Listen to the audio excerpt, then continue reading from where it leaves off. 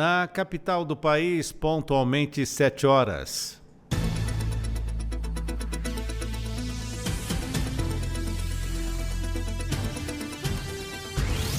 A Rádio Justiça apresenta Revista Justiça. Olá, muito bom dia, seja bem-vinda, seja bem-vindo à Rádio e à TV Justiça, terça-feira, 26 de maio de 2026. Eu sou o Sérgio Duarte e você acompanha agora o Revista Justiça, hoje até às 9 horas da manhã. E essa primeira hora do Revista Justiça você também assiste pela TV Justiça. Com os trabalhos técnicos do Marcelo Ferreira, vamos saber os destaques do programa de hoje. Revista Justiça. A primeira hora do Revista Justiça, ela contém as principais notícias do Poder Judiciário brasileiro e às 7h45 a nossa primeira entrevista. Vamos falar sobre a incorporação acelerada da inteligência artificial que evidencia um descompasso entre o ensino superior e o mercado.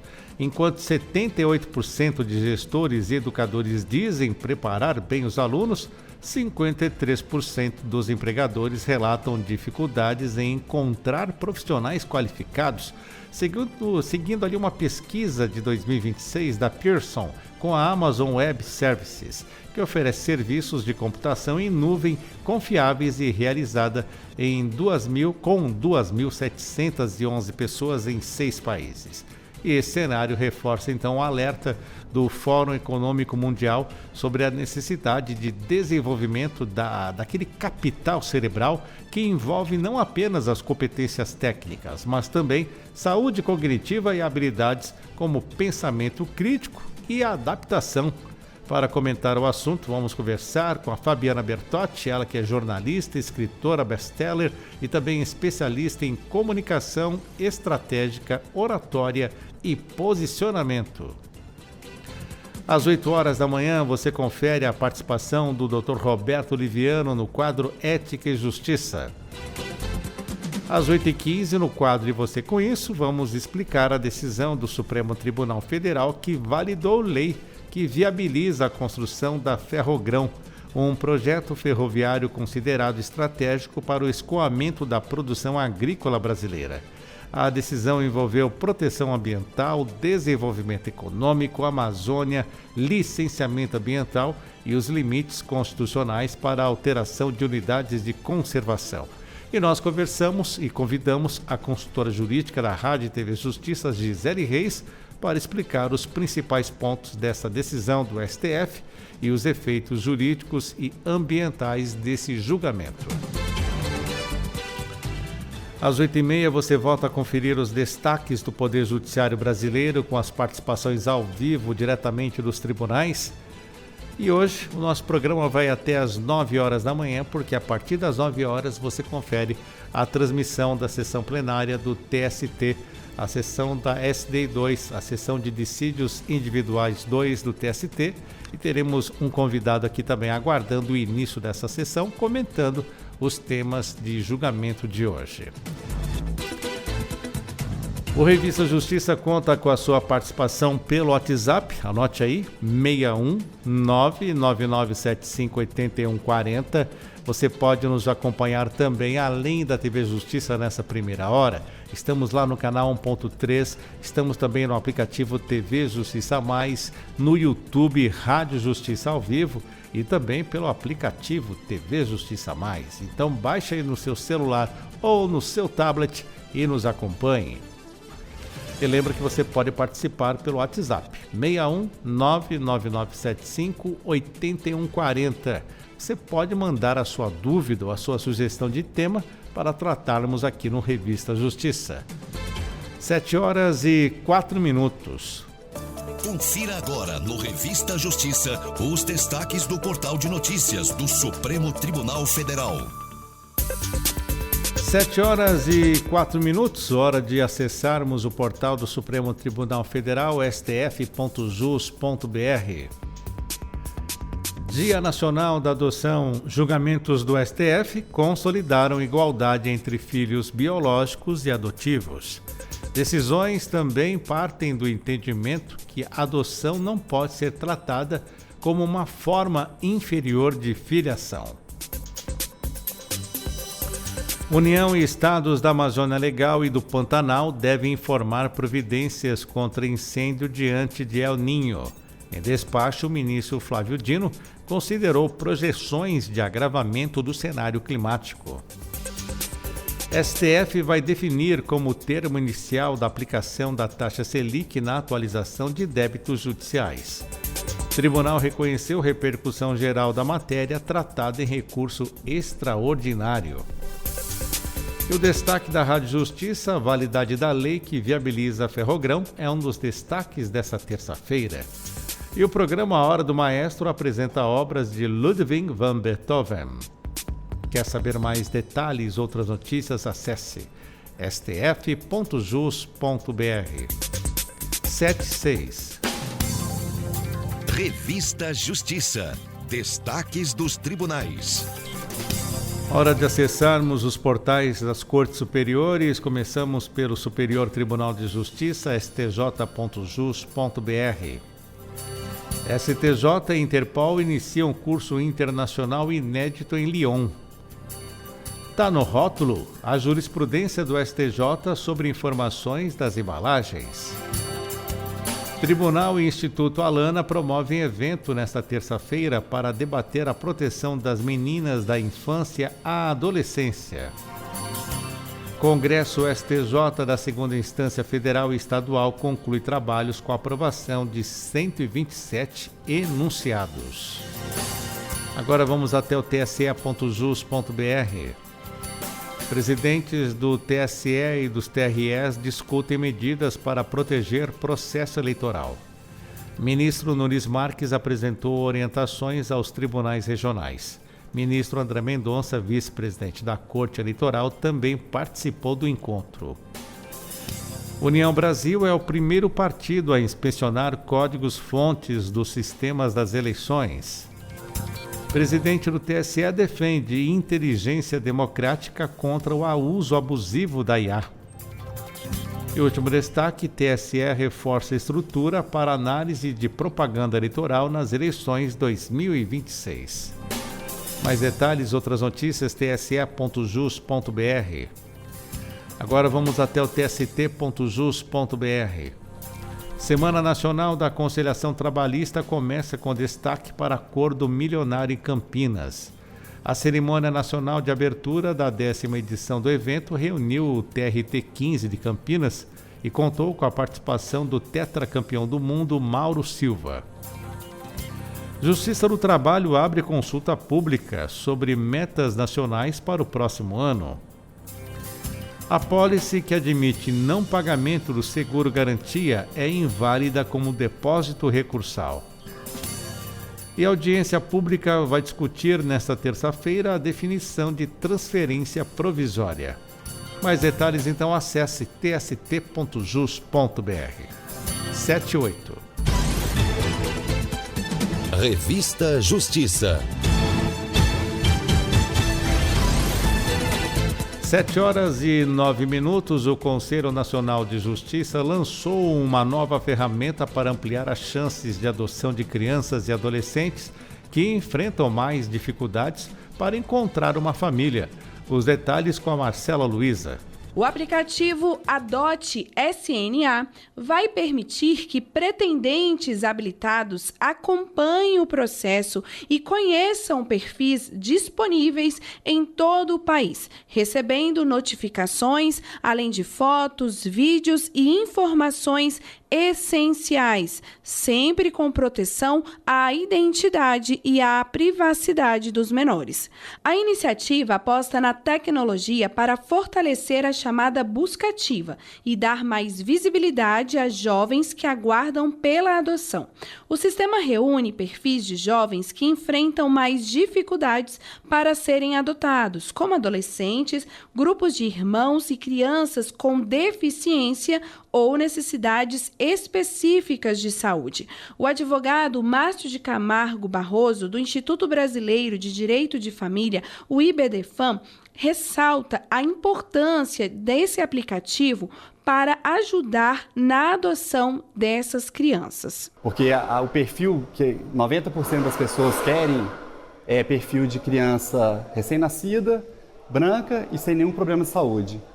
E muitas vezes não é a realidade. Nós temos dessas 6 mil crianças, muitas delas são grupos de irmãos, às vezes 3, 4 irmãos.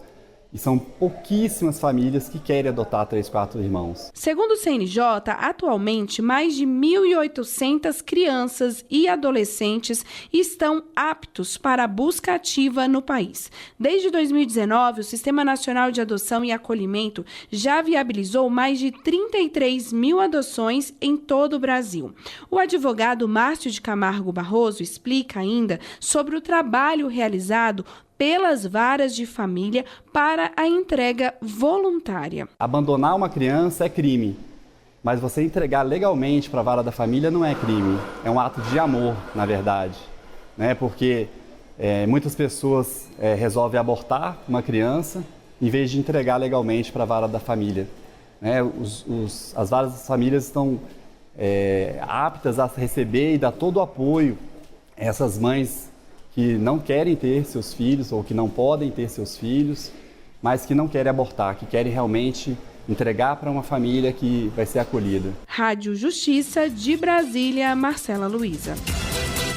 Qualificadora de violência de gênero também se aplica a agressões contra a mulher em relação homoafetiva. As informações com Tiago Gomide. A 6ª turma do Superior Tribunal de Justiça decidiu que a qualificadora de lesão corporal praticada contra a mulher em razão da condição do sexo feminino também deve ser aplicada em relações homoafetivas entre mulheres. O colegiado afirmou que a violência de gênero não depende do sexo do agressor, mas da vulnerabilidade estrutural da vítima mulher em contextos domésticos, familiares e afetivos. O caso teve origem após uma mulher ser acusada de agredir a ex-companheira durante uma discussão motivada por ciúmes. Conforme a denúncia apresentada pelo Ministério Público, a vítima sofreu puxões de cabelo, empurrões e chutes. O órgão ministerial denunciou a agressora pelo crime de lesão corporal qualificada, entendendo que a violência ocorreu em contexto de violência doméstica e em razão da condição do sexo feminino. Entretanto, o juízo de primeiro grau condenou a acusada apenas pelo crime de lesão corporal em contexto doméstico, previsto no artigo 129, parágrafo 9º do Código Penal. O Tribunal de Justiça de Santa Catarina manteve a sentença de primeiro grau. No STJ, o colegiado da 6ª turma deu provimento ao recurso. O relator, ministro Rogério Schietti Cruz, destacou que a Lei Maria da Penha não faz distinção quanto ao gênero do agressor, exigindo apenas que a vítima seja mulher. Segundo ele, a proteção legal decorre da histórica posição de subordinação feminina na sociedade. O ministro afirmou que mulheres também podem reproduzir padrões de controle, subordinação e dominação presentes nesse sistema. O magistrado ainda lembrou que tanto o Supremo Tribunal Federal quanto o próprio STJ entendem que a vulnerabilidade da mulher em contexto de violência doméstica é presumida, sendo desnecessária prova específica de subjugação para a aplicação da Lei Maria da Penha. Do Superior Tribunal de Justiça, Tiago Gomide. DPU alerta para impactos das apostas eletrônicas na saúde mental e na segurança financeira da população idosa. As informações agora com Ademar Rodrigues. A DPU participou de audiência pública na Câmara dos Deputados sobre os impactos sociais, econômicos e psicológicos das apostas eletrônicas, as chamadas bets, sobre a população idosa no Brasil. A atividade contou com a participação da Defensora Pública Federal, Thaísa Assunção de Faria, integrante do Grupo de Trabalho Atendimento à Pessoa Idosa e à Pessoa com Deficiência da DPU. De acordo com a defensora, o tema exige atenção institucional pela gravidade dos efeitos que as apostas eletrônicas podem produzir na vida de pessoas idosas, sobretudo quando se somam vulnerabilidade econômica, isolamento social e dificuldade de controle diante de plataformas acessíveis a qualquer hora.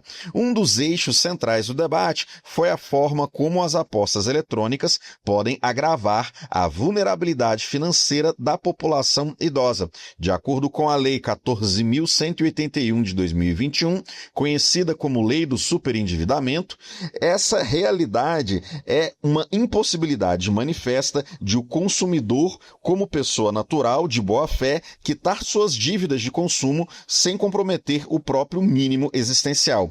Da Defensoria Pública da União, Ademar Rodrigues.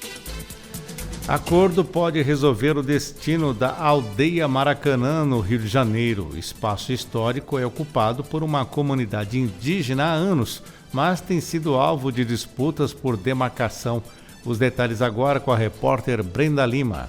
Um acordo articulado pela Advocacia Geral da União abre caminho para uma solução negociada sobre o futuro da chamada Aldeia Maracanã, no Rio de Janeiro. O protocolo de intenções reúne vários órgãos públicos e estabelece cooperações para buscar alternativas consensuais sobre o destino do imóvel que fica ao lado do estádio. Hoje, o prédio pertence ao estado do Rio de Janeiro. A construção de 1862 sofre com problemas estruturais e tem sido alvo de disputas judiciais envolvendo pedidos de reintegração de posse, demarcação e de ameaças de demolição. Para entender a importância do local, é preciso voltar ao início do século XX, quando o prédio foi destinado a iniciativas ligadas à cultura indígena. Entre 1953 e 1977, funcionou ali o Museu do Índio, que chegou a receber cerca de 3.000 visitantes por dia e reuniu um acervo de aproximadamente 16.000 volumes. Depois que o museu foi transferido para outro bairro,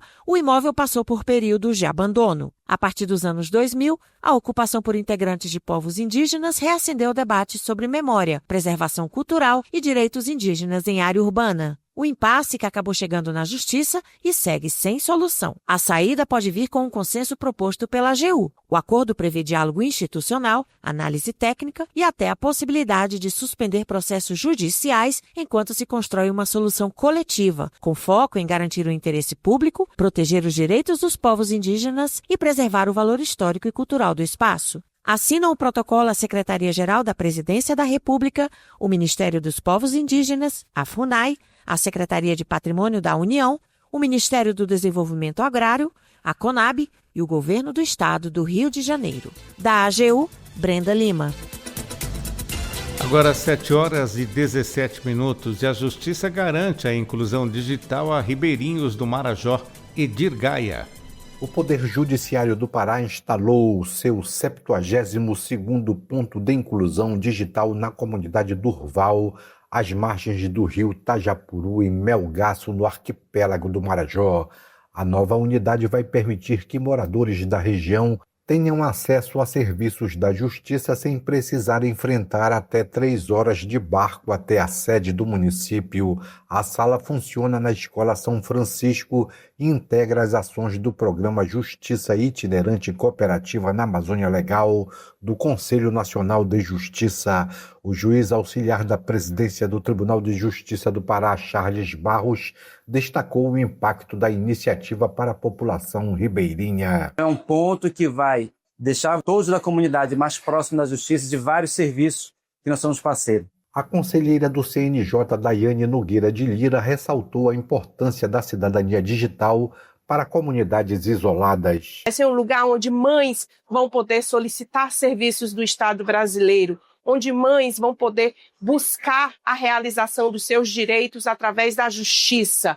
Então, um PID aqui instalado na Ilha do Marajó significa a justiça presente no dia a dia e de forma concreta na vida das pessoas. Já o desembargador Vanderlei de Oliveira Silva destacou a união entre instituições para garantir atendimento à população marajoara. Queremos deixar aqui o registro da nossa gratidão enquanto Tribunal de Justiça do Estado do Pará para todos aqueles que fazem parte dessa ampla convergência de esforços para a garantia de direitos. A programação da itinerância cooperativa no município também incluiu ações de inclusão digital, proteção de crianças e adolescentes e fortalecimento da rede de atendimento local. Do Tribunal de Justiça do Pará para a Rádio Justiça, Edir Gaia. STF e Senado ampliam o debate sobre o teto constitucional e verbas remuneratórias. Marcelo Della Libera. o presidente do Supremo Tribunal Federal, Edson Fachin, e o presidente do Senado Federal, Davi Alcolumbre, se reuniram hoje para discutir o futuro anteprojeto de lei sobre a remuneração da magistratura brasileira. Durante o encontro, os dois presidentes ampliaram a discussão para o aperfeiçoamento do sistema de remuneração no serviço público. Entre os pontos debatidos estiveram o aumento de verbas extras, como gratificações adicionais, abonos e parcelas autônomas, além dos impactos dessas remunerações na transparência e no cumprimento do teto constitucional previsto no artigo 37, inciso 11 da Constituição Federal. Segundo os participantes, essas situações também acabam estimulando disputas judiciais entre servidores e órgãos públicos. Na reunião também foi destacada a jurisprudência consolidada do STF, que considera inconstitucionais vantagens que ultrapassem o teto constitucional ou que sejam concedidas sem relação direta com uma prestação específica de trabalho. Segundo os presidentes, o tema tem caráter estrutural e exige uma solução legislativa ampla, que preserve a valorização das carreiras públicas e, ao mesmo tempo, garanta maior equilíbrio e transparência no sistema remuneratório. Como encaminhamento, ficou definida a continuidade do diálogo institucional sobre o tema, com a ampliação das discussões para o Poder Executivo e outras instituições e entidades interessadas. O objetivo do encontro foi reunir sugestões e construir propostas para aperfeiçoar o sistema de remuneração no serviço público. Rádio Justiça de Brasília, Marcelo Della Libera. O ministro Flávio Dino, do Supremo Tribunal Federal, lhe deu um prazo de 10 dias para que o governo federal e os estados da Amazônia Legal informem quais providências de planejamento e preparação vêm sendo adotadas diante das projeções de aumento significativo dos riscos de incêndios florestais para os próximos meses. Repórter Marta Ferreira.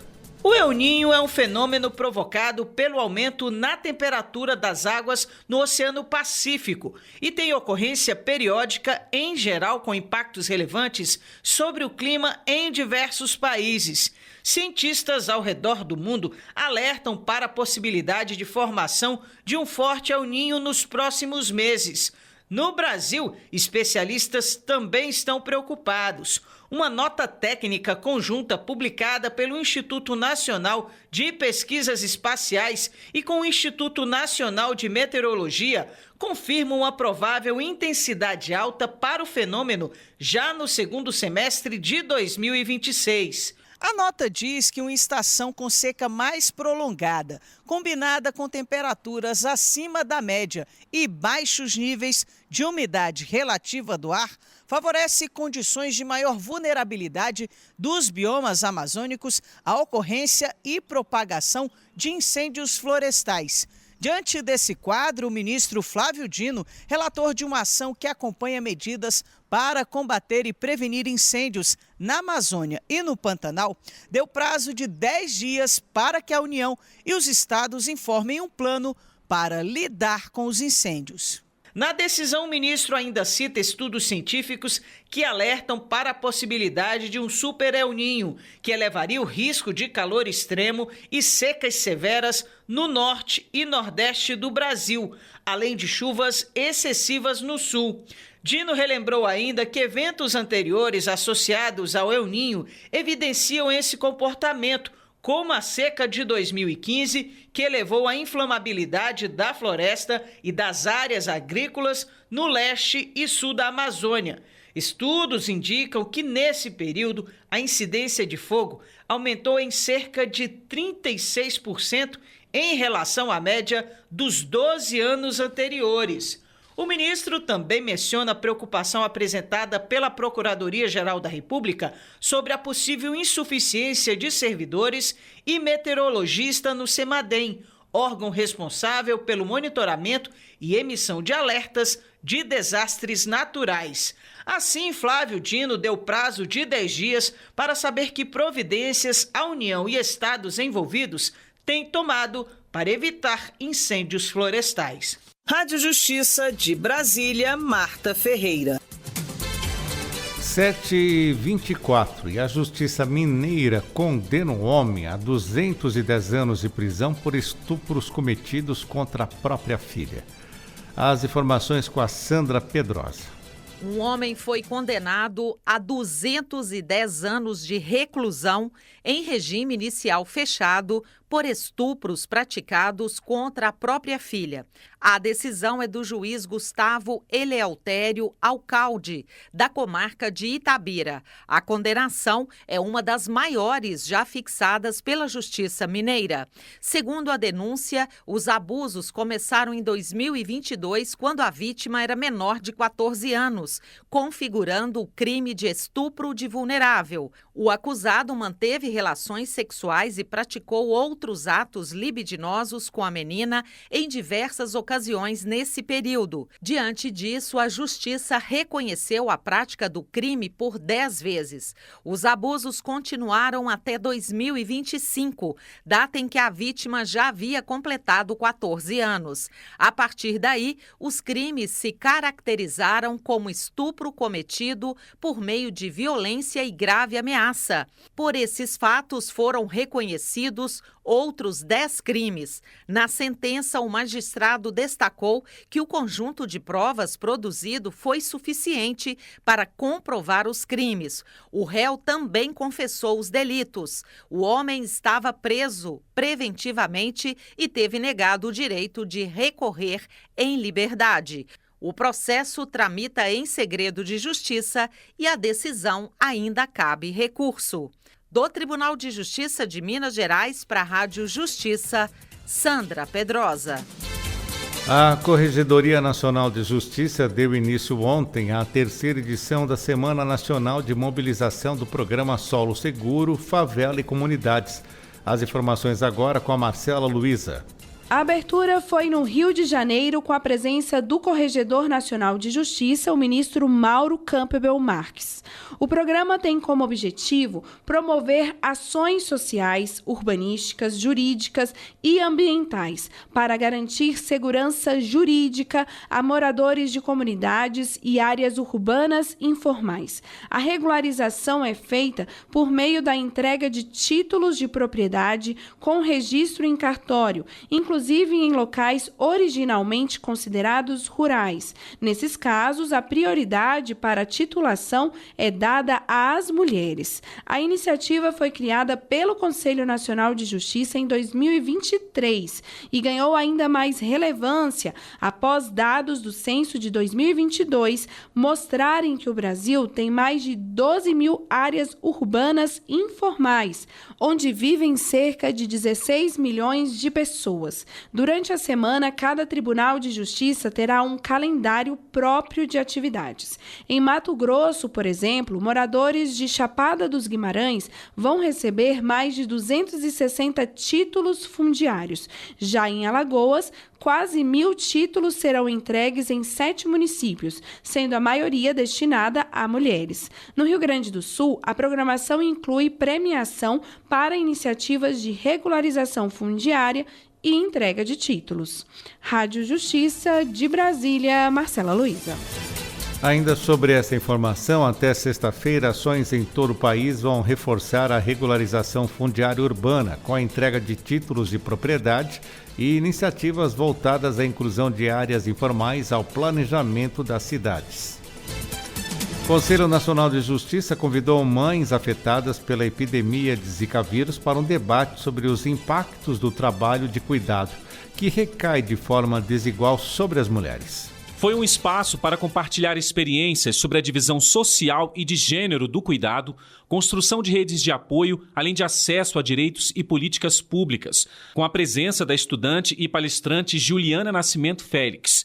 Ela foi acometida por uma infecção medular, provavelmente causada por uma virose, que desencadeou um quadro de neuromielite óptica e a deixou tetraplégica e dependente de ventilação mecânica. Quando a gente recebeu o convite para vir para Brasília, ela não... Assim como todas as vezes que eu inventei alguma coisa ou eu disse, mãe, eu quero fazer tal coisa, ela não hesitou. Ela não hesita em me levar até os meus sonhos. O Circuito de Cuidados no Conselho Nacional de Justiça reuniu mães afetadas pela epidemia de Zika vírus e representantes do Judiciário, da Academia e da sociedade civil. Entre elas, a desembargadora do Tribunal Regional Federal da Terceira Região, Inês Virgínia Prado, e a promotora do Ministério Público de São Paulo, Fabiana Dalmas. Há ainda muito o que fazer. Assim, a gente precisa sair desse espaço privado e tratar esse assunto como um assunto público. E eu fico muito feliz, como magistrada, desse assunto ter sido abraçado pelo Conselho Nacional de Justiça, e que esse projeto tenha sido abraçado na gestão do ministro Fachin e que tem uma pauta tão comprometida com os valores mais importantes, ao meu ver, para a sociedade ser melhor. Se a gente vai falar de cuidado, a gente precisa ter as mulheres também com a caneta na mão, não apenas ocupando posições de assessoria, né? A gente precisa ter as mulheres na mesa de decisão. A programação também incluiu o lançamento do curta-metragem Precisamos Falar de Cuidados, dirigido pela cineasta Paula Saqueta. A gente tem que falar do trabalho de cuidado. Eu acho que juntar essas duas palavras é muito importante para a gente tentar construir uma outra coisa, né? Onde mulheres possam estar em outros lugares que não só nesse, e que esse trabalho que já existe possa ser reconhecido, valorizado e olhado para a gente criar condições para que ele aconteça de uma forma não extenuante, não que a mulher tenha que abrir mão de todas as outras coisas. Milhares de mulheres, sobretudo de baixa renda e das regiões periféricas, foram as principais cuidadoras de crianças afetadas pela síndrome congênita do Zika vírus desde o surto há cerca de 11 anos. São mulheres que enfrentam o abandono paterno e a sobrecarga financeira e física.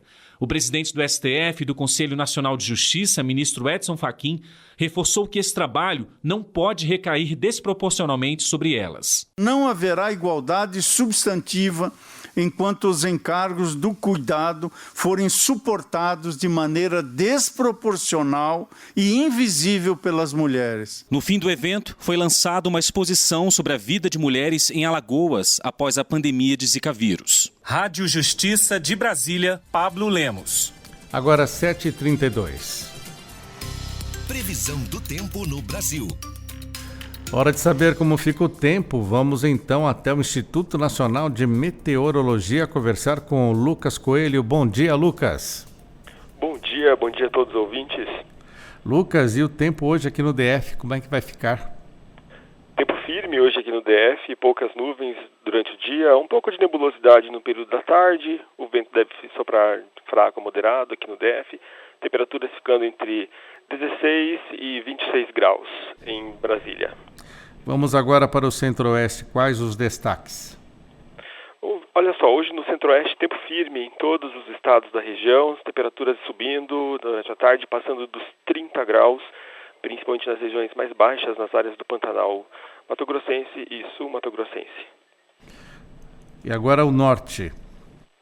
No Norte continua com chuvas, principalmente no litoral do estado do Pará, chuva também no Amapá, no Norte e Noroeste do Pará e no Amazonas, e chuvas também no estado de Roraima. O tempo fica firme no Acre, no sul do Amazonas e também no sul do Pará e no Tocantins. Região Nordeste. No Nordeste, áreas de instabilidades trazem chuva para a região de Recife e também na região de João Pessoa, onde se espera os maiores acumulados. Durante o dia, algumas áreas de instabilidades avançam para o interior e pode chover também no oeste dos estados do Rio Grande do Norte, de Pernambuco e também da Paraíba. À noite, a chuva pode chegar no sul do estado do Ceará. Também chove de forma mais fraca na região de Salvador e também no sul da Bahia, na região de Porto Seguro. Agora vamos para o Sudeste. O tempo está firme na maior parte da região sudeste, mas durante a tarde podem haver pancadas de chuvas e trovoadas na região do centro-oeste do estado de São Paulo, regiões de Presidente Prudente, Bauru, e também na região sul do estado de São Paulo, região de Avaré, com possibilidade de pancadas de chuva. A princípio, a capital paulista fica com o tempo um pouco mais estável, mas não se descarta a possibilidade de chuva também na capital de São Paulo. E para fechar o sul do país, conta pra gente. Áreas de instabilidades estão, nesse momento, atuando sobre a região sul. Temos bastante instabilidade no estado do Paraná, em Santa Catarina e na Serra do Rio Grande do Sul. Essas regiões devem continuar com chuvas durante o dia. Então, no sul do Brasil, o tempo fica instável, com possibilidade de chuva, principalmente no centro-norte do Rio Grande do Sul, em Santa Catarina e do centro para o leste do estado do Paraná nas próximas horas. Muito obrigado, Lucas Coelho, pelas informações. Uma ótima terça-feira para você e também para todos do Instituto Nacional de Meteorologia. Muito obrigado. Agora 7h35. Revista Justiça. E voltando a falar sobre a programação do CNJ do evento Circuito dos Cuidados, a jornalista da TV Justiça, Evelyn Araújo, ela conversou com a cineasta e documentarista Paula Saqueta, que lançou durante o evento o curta-metragem Precisamos Falar de Cuidados. Vamos ouvir um trecho dessa entrevista. Primeiro, a gente fala sobre trabalho do cuidado. Para muitas mulheres esse nome soa estranho, mas quando ela ouve a explicação, ela entende bem o que é isso, né? Então fala para as pessoas que estão em casa o que é o trabalho do cuidado, né? Bom, o trabalho de cuidado é essencial para a vida na sociedade, né? Todo mundo já cuidou, foi cuidado em algum momento da vida. E a questão está exatamente aí, a gente não vê como trabalho. O cuidado parece que, né, é uma coisa natural e acontece, etc. E a gente vê, sobretudo, naturalmente como, né, um trabalho da mulher. Então, que ela tem que exercer de forma natural. E quando a gente fala, né, muda para essa visão, para falar sobre trabalho de cuidado, a gente começa a ver o impacto desse cuidado na sociedade, nas pessoas que cuidam. Então, a mudança está exatamente aí, assim.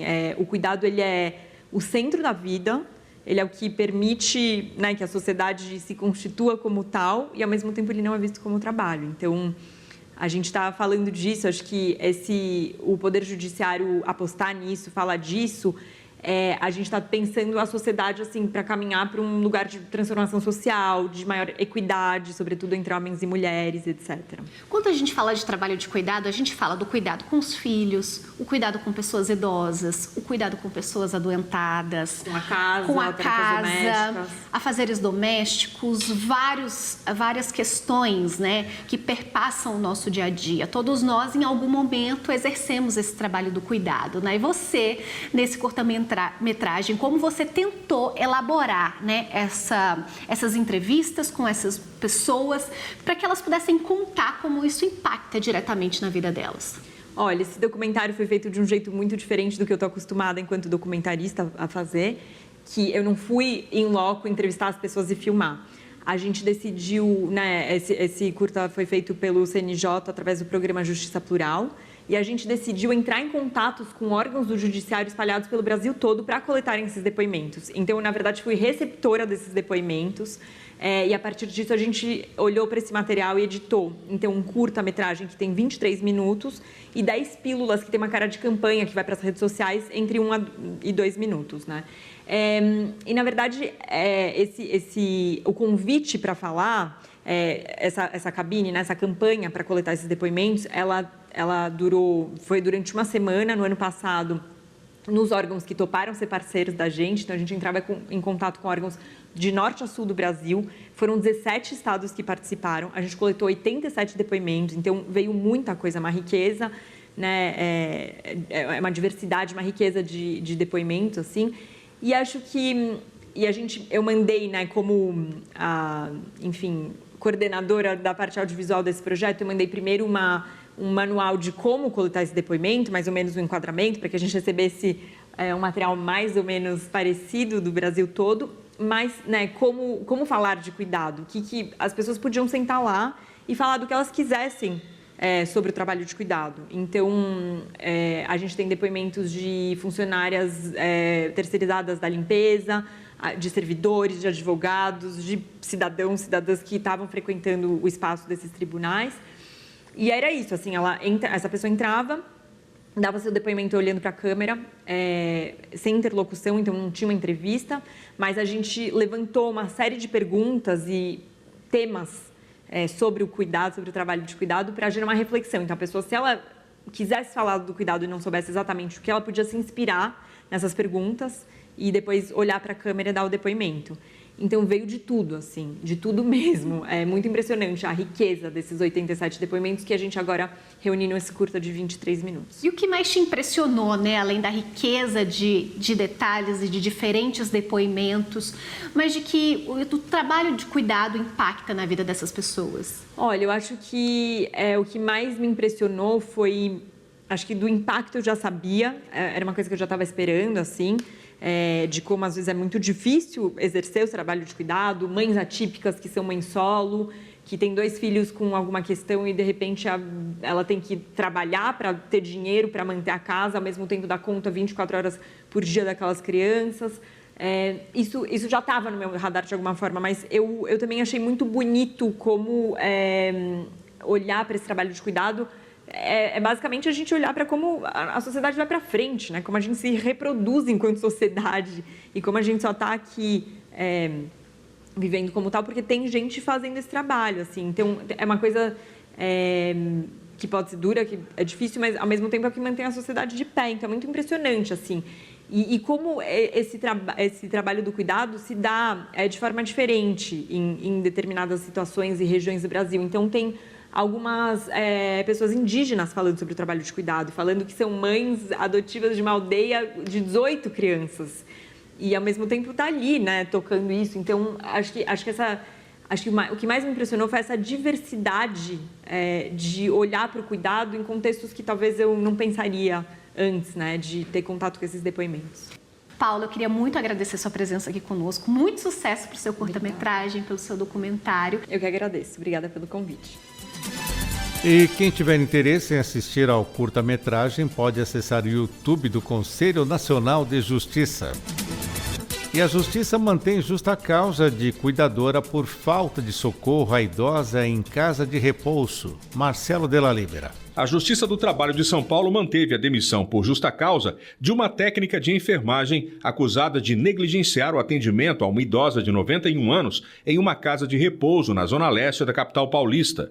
A decisão foi publicada pela Sexta Vara do Trabalho e considerou grave a conduta da profissional, que deixou de prestar socorro após a queda da moradora. Segundo o processo, imagens e depoimentos mostraram que a idosa caiu do sofá e permaneceu caída no chão por cerca de 7 minutos. A cuidadora, que estava próxima, não ajudou a vítima imediatamente e apenas limpou a água espalhada no local. Os registros também apontaram ferimentos no rosto da paciente com sangramento. Durante o depoimento, a trabalhadora afirmou que a idosa estava consciente após a queda e que aguardou a ajuda de outra funcionária que atendia a outra paciente. Ela também disse que não acionou a supervisão nem o SAMU e não registrou oficialmente o ocorrido na troca de plantão. Na sentença, o juiz entendeu que houve quebra de confiança na relação de trabalho e destacou a responsabilidade da profissional no cuidado com pessoas em situação de vulnerabilidade. A decisão reforçou ainda que a função exige atendimento rápido e proteção à integridade física dos idosos. Cabe recurso da decisão. Rádio Justiça de Brasília, Marcelo Della Libera. Presidente do Supremo Tribunal Federal, ministro Edson Fachin, encerra a ação no Marajó com 40 mil atendimentos. Edir Gaia. Com mais de 40 mil atendimentos realizados em Breves, Portel e Melgaço, a 4ª edição da Justiça Itinerante Cooperativa na Amazônia Legal foi encerrada nesta sexta-feira no Marajó. O presidente do Supremo Tribunal Federal e do Conselho Nacional de Justiça, ministro Luiz Edson Fachin, participou da agenda final em Breves, que incluiu visitas à estrutura fluvial de saúde, escola municipal e ao sistema prisional da cidade. Durante o encerramento, Fachin destacou a receptividade da população marajoara e o clima de mobilização nos 3 municípios atendidos. Venho para agradecer a confiança que depositaram no Poder Judiciário. Agradeço às moradoras e moradores de Breves, de Melgaço e de Portel. Foi uma semana de muito trabalho, mas também de muita alegria para todos e todas nós. A ação levou serviços de cidadania, emissão de documentos, atendimentos jurídicos e ações sociais às comunidades da região, com participação integrada de diferentes instituições públicas. Segundo o CNJ, Os espaços de atendimento ficaram lotados ao longo da semana. Ver salas lotadas, ginásios lotados, filas de homens e mulheres de todas as idades, desde pessoas centenárias a bebês de colo, em busca de atendimento, e servidoras e servidores de tantas instituições aqui nominadas, trabalhando lado a lado. Aqui, Marajó está dando um exemplo de realização da cidadania. O encerramento reuniu autoridades nacionais e representantes do Judiciário paraense na Escola Municipal Professor Estevão Gomes, em breves. Do Tribunal de Justiça do Pará para a Rádio Justiça, Edir Gaia. O Supremo Tribunal Federal reconheceu por unanimidade a repercussão geral de um recurso que trata da aplicação da taxa Selic na atualização de débitos judiciais. A decisão foi tomada no plenário virtual a partir de uma ação movida por um servidor público contra o Instituto Federal de Educação, Ciência e Tecnologia Catarinense. As informações agora com a Marta Ferreira.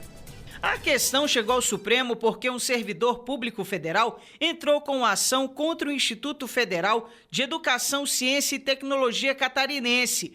Ele busca receber valores relativos à retribuição por titulação de doutor, referente ao período de março de 2014 a junho de 2015, calculados em R$ 86 mil sem correção monetária.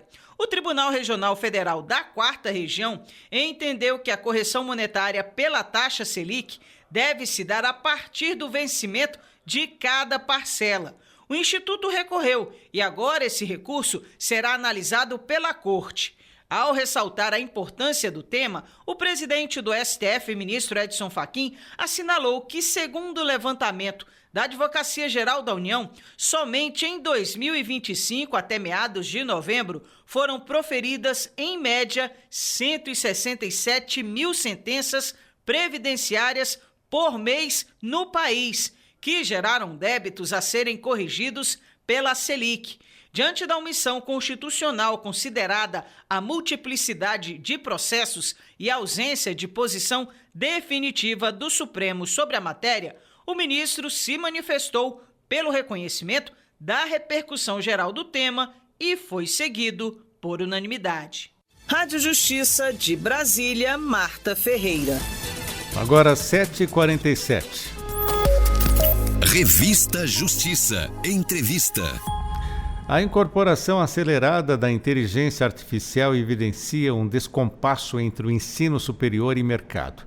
Enquanto 78% de gestores e educadores dizem preparar bem os alunos, 53% dos empregadores relatam dificuldades em encontrar profissionais qualificados, segundo pesquisa de 2026 da Pearson com a Amazon Web Services, que oferece serviços de computação em nuvem confiáveis, realizada com 2.711 pessoas em 6 países. O cenário reforça o alerta do Fórum Econômico Mundial sobre a necessidade do desenvolvimento do capital cerebral, que envolve não apenas competências técnicas, mas também saúde cognitiva e habilidades como pensamento crítico e adaptação. Para comentar o assunto, vamos conversar agora com a Fabiana Bertotti, ela que é jornalista, escritora, best-seller e também especialista em comunicação estratégica, oratória e posicionamento. Fabiana, seja bem-vinda, bom dia. Obrigada, Sérgio, bom dia a todos os ouvintes. Fabiana, a pesquisa mostra então que 53% dos empregadores têm dificuldade em encontrar profissionais ali qualificados. Quais são, na prática, as principais lacunas de habilidades identificadas hoje, hein? Você vê que esse número é interessante, né? Porque a pesquisa aponta números, só que o mercado sente uma coisa muito específica quando você conversa com gestores. O profissional, ele executa, só que ele não argumenta. Então, ele faz a tarefa, mas ele não consegue defender uma posição numa reunião, por exemplo, ou adaptar o discurso para audiências diferentes, ou tomar uma decisão que seja visível, assertiva, sob um cenário de incerteza. Você está vendo que é sempre a falta de um capital comunicacional, como eu chamo. Muitos apelam para a questão da formação, do conteúdo. Na minha visão e experiência, isso é a falta do que eu chamo de capital comunicacional. A universidade, ela entregou a informação, só que ela não entregou essa capacidade de transformar essa informação em influência.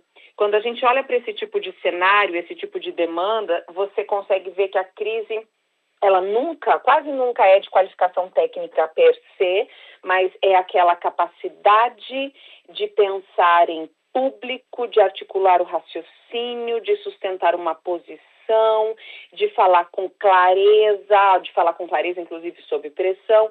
Então, o que a IA trouxe, o que a IA expôs, o mercado ele já sentia. Ele talvez não tinha um nome como a gente tem hoje para dizer, mas ele já sentia. Agora a gente está achando nomes para isso. E por que existe essa diferença tão grande entre a percepção das universidades, com 78% ali confiantes, e essa avaliação do mercado sobre a preparação dos alunos? Porque as universidades, elas medem o que é fácil de medir. O que é fácil de medir? Nota, frequência, conclusão de currículo, entrega de trabalho. Já o mercado, ele mede o que é muito mais difícil da gente colocar uma tag, de botar um nome. Quem esse profissional se torna, por exemplo, quando ele precisa pensar em tempo real, na frente de outras pessoas, quando tem algo muito grande em jogo, quando tem valores, quando tem pessoas. São métricas que não são compatíveis. As universidades, elas não estão mentindo, eu acredito nos informativos dela. Só que elas estão usando um indicador errado. E isso é o problema que a gente tem de design institucional, Sérgio, não de má fé. As pessoas olham para esses dados e pensam que existe ali uma má fé. Não, é um problema de design institucional, assim, muito claro. E quando falamos de capital cerebral, o que é esse conceito e como essa ideia pode transformar políticas educacionais e corporativas, hein, Fabiana Bertotti? O conceito, ele é muito potente porque ele desloca a nossa conversa aqui, ele faz um novo enquadramento. Ele para de perguntar o que você sabe e ele começa a perguntar como que você pensa. E isso tem implicações muito diretas, porque os currículos que priorizem essas tomadas de decisão sob pressão, a apresentação de um bom argumento, a escuta. As pessoas não sabem escutar, veja isso. No mundo corporativo, significa que treinamento de liderança, ele precisa incluir comunicação como competência cognitiva e não como essa soft skill cosmética de capa de revista. Quem pensa bem e não consegue comunicar esse pensamento para o mercado é alguém que não pensa. Eu sempre digo que você é bom naquilo que você consegue comunicar, que é bom. Se você não consegue fazer essa comunicação, não tem como as pessoas saberem que você é bom. E aí é que está um grande gap para a gente. Deixa eu falar de outros fatores que encontramos no nosso dia a dia. Exaustão, excesso de estímulos digitais, é aquela piscina infinita que eu falo, a tela do celular, pressão por desempenho. Tudo isso impacta o desenvolvimento cognitivo e até a formação profissional, Fabiana? Completamente, Sérgio, completamente. Existe um paradoxo que eu chamo nisso aí que você está falando. A gente nunca teve tanto acesso a tanto conteúdo e, ao mesmo tempo, nunca foi tão difícil sustentar um raciocínio até o fim. A gente sabe que é cada vez mais complicado a gente terminar uma frase, a gente terminar um argumento. O excesso de estímulo, ele não amplia a nossa capacidade de pensar. Geralmente, ele fragmenta a nossa atenção e ele reduz a nossa tolerância à complexidade. Já existem muitos estudos sobre isso, interessantíssimos. Tem até um livro que o Jonathan Haidt lançou, acho que o ano passado, no Brasil, que vai aumentando tanto a nossa ansiedade, a sobrecarga, que a gente começa a ter uma tolerância cada vez menor a coisas complexas. Então, o profissional, ele chega no mercado acostumado a consumir em doses curtas. E daí ele vai também produzir em formatos mais rápidos. E quando há necessidade de profundidade, porque em alguns momentos essa profundidade vai ser requisitada numa negociação, numa defesa de projeto ou numa crise, é como se o sistema cognitivo não tivesse sido treinado para isso.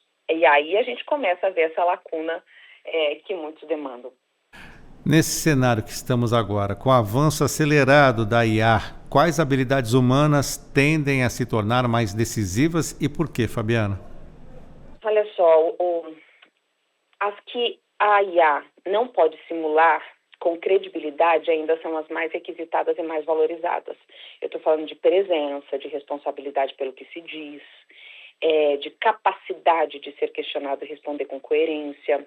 A IA, ela pode produzir um texto, ela pode fazer uma análise rápida, ela pode elencar uma série de raciocínios, só que ela não sustenta uma posição. Ela não lida com o desconforto do silêncio na sala, ela não adapta o discurso lendo o outro em tempo real, como o ser humano pode fazer e treinar. O profissional do futuro próximo, ele certamente é quem ainda tem algo a dizer quando as ferramentas ficarem em silêncio. Não é só quem usa melhor as ferramentas. Eu brinco que em treinando comunicação, eu vejo o quanto essa habilidade humana está cada vez mais passível de se tornar cara para o mercado, justamente porque ela não é replicável de um jeito em escala que a IA é. Ela vai precisar dessa demanda, dessa deglutição humana. E aí vai estar o grande valor do profissional. Mas como equilibrar a necessidade da atualização constante com a preservação da saúde mental e também da capacidade crítica dos profissionais, Fabiana? Talvez a gente possa inverter essa pergunta. A atualização constante, como ela é praticada hoje, ou seja, esse consumo passivo, esse acúmulo sem síntese, ela não gera uma capacidade crítica, ela gera uma ansiedade de relevância. Então, o que preserva a saúde cognitiva é ter um jeito de pensar, um método de pensar, e não uma lista de ferramentas para usar. Quem sabe como organizar um argumento, Sérgio? Quem sabe como identificar uma premissa falsa? Ou como comunicar uma incerteza sem perder a sua autoridade na sala, na mesa? Esse profissional, ele se atualiza com muito mais eficiência, porque ele sabe o que ele está buscando. É diferenciado. Conversamos na Rádio Justiça sobre esta questão que envolve a necessidade do desenvolvimento do capital cerebral, que envolve não apenas as competências técnicas, mas também saúde cognitiva e habilidades como pensamento crítico e adaptação. Conversamos com a Fabiana Bertotti, ela que é jornalista, escritora, best-seller, especialista em comunicação estratégica, oratória e posicionamento. Está lá no Instagram, Fabi Bertotti, o último T com 2 T's. Muito obrigado por estar conosco aqui na Rádio Justiça, Fabiana. Eu que agradeço. Obrigada pelo espaço e por conseguirmos falar de um assunto que é tão relevante para os dias de hoje. É realmente uma grande transformação cognitiva. Muito obrigado mais uma vez. Até a próxima.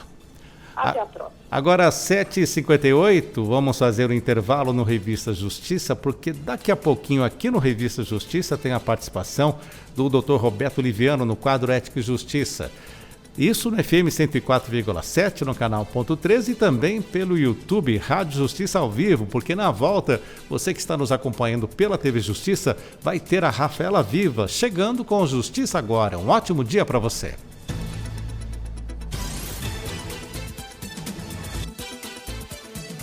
Estamos apresentando Revista Justiça.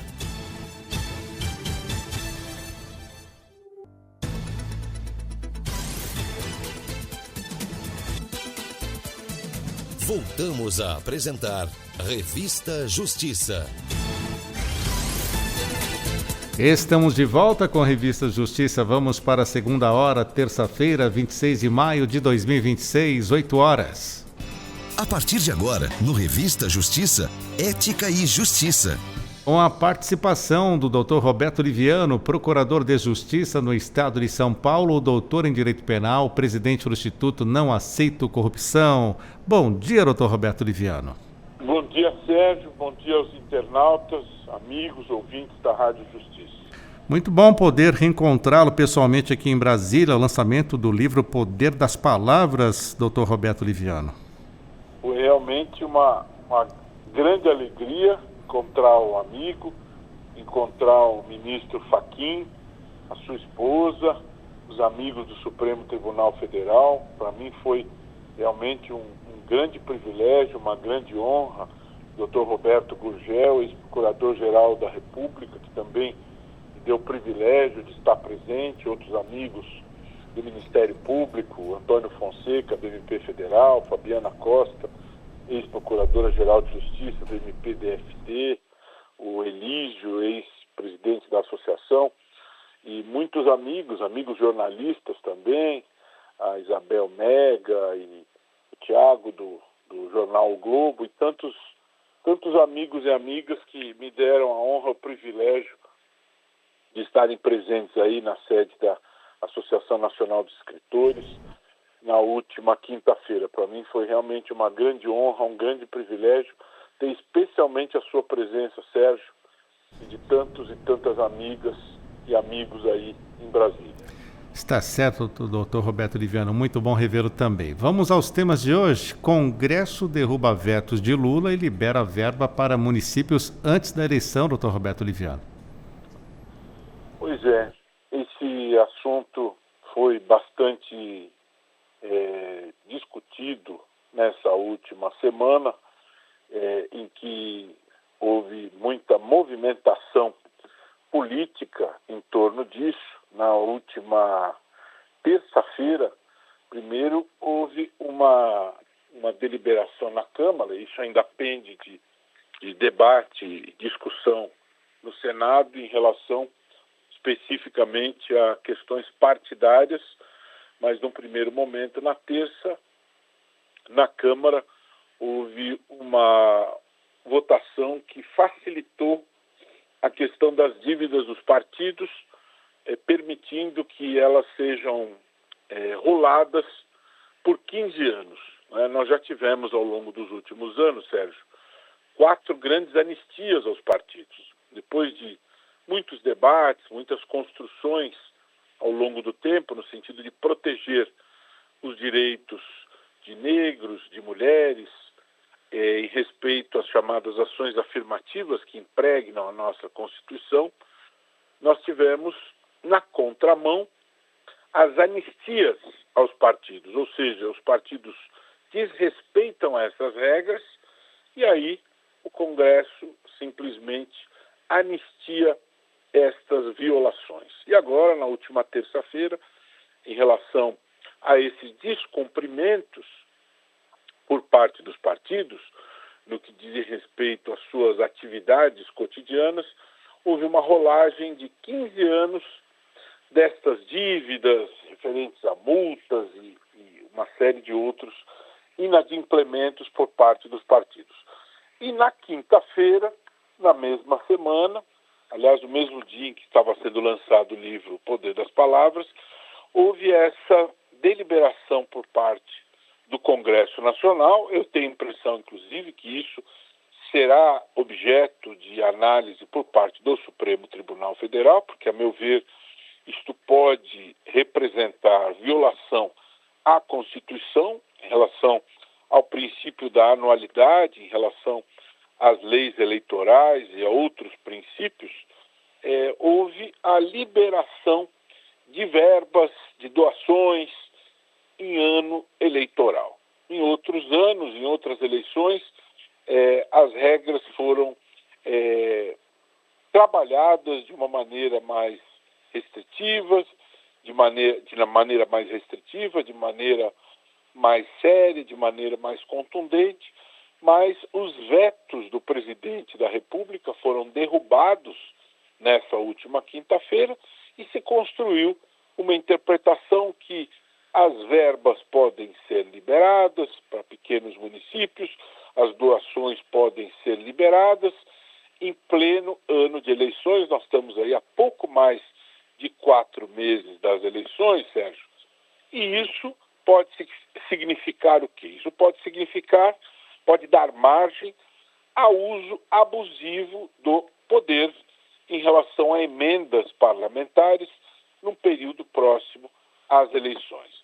Nós tivemos aí, em anos recentes, situações indesejáveis do ponto de vista da prevalência do interesse público em relação a isso, tanto é que há ações constitucionais que estão hoje tramitando no Supremo Tribunal Federal, sob a relatoria do ministro Flávio Dino, que tem sido muito firme e contundente em relação a este tema, na direção da garantia da rastreabilidade, na garantia da prevalência do interesse público. Entretanto, existe aí um entrechoque e, mais uma vez, mais um movimento é dado nesta direção, no sentido de termos esse liberou geral de verbas em relação às emendas parlamentares. No ano de 2024, em que houve a última eleição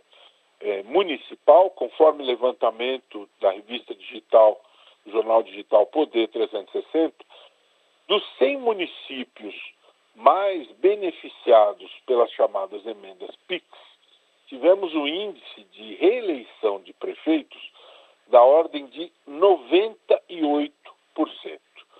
Esse índice muito expressivo, muito contundente, Sérgio, nos mostra a gravidade desta situação, né? Nos mostram quanto as emendas PIX significam no sentido de termos o risco da perpetuação no poder. O quanto é perigoso esse liberou geral em relação a essas eleições que se aproximam, em que não só estarão em jogo as representações de novos deputados federais, de novos senadores, 2/3 do Senado, mas também serão escolhidos os governadores de todas as unidades da federação, serão escolhidos também o presidente da República, ou seja, nós teremos uma escolha aí importantíssima, presidente, governadores, senadores, deputados federais e também deputados estaduais, ou seja, eleições gerais em que temos essa barreira, esse obstáculo, essa dificuldade a enfrentar, e eu penso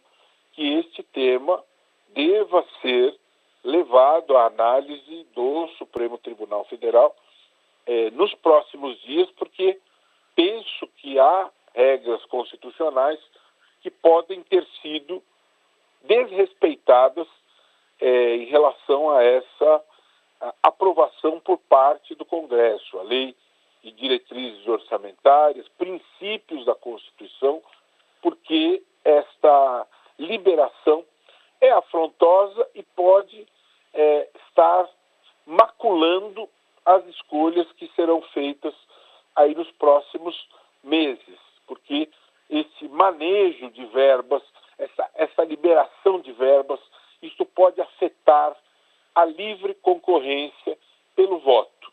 E tudo que se quer numa eleição é que que o eleitor escolha da maneira mais limpa, de maneira mais clara, e que esse manejo de verbas não seja um fator interferente nesta escolha. Não é? Pesquisas feitas por diversos institutos, Sérgio, nos têm mostrado que as verbas de emendas parlamentares, elas têm sido alocadas de maneira não condizente com as necessidades inerentes às políticas públicas. Isso é muito grave, porque nós temos um país com grande desigualdade social, com enormes necessidades sociais, e isso reforça a importância do trabalho que vem fazendo o ministro Flávio Dino, no sentido de garantir essa rastreabilidade, essa seriedade em relação a esses recursos, porque nós estamos falando de algo que, de 2014 para cá, teve um crescimento da ordem de 31.000% neste montante. Não é? Então, é algo que deve nos preocupar, porque a lógica, os princípios, os valores, a rotina do orçamento público preceitua que quem faz o prognóstico, quem planeja, quem deve se preocupar com essa questão da gestão do orçamento é o Poder Executivo. Não é? Via de regra, quem maneja o orçamento público é o Executivo e o Legislativo deve ter um papel residual e complementar. Inverter esta lógica significa, a meu ver, violar o princípio constitucional da separação dos poderes. Né? E segundo que se aprovou este ano, ultrapassamos aí a casa dos 60 bilhões em emendas parlamentares.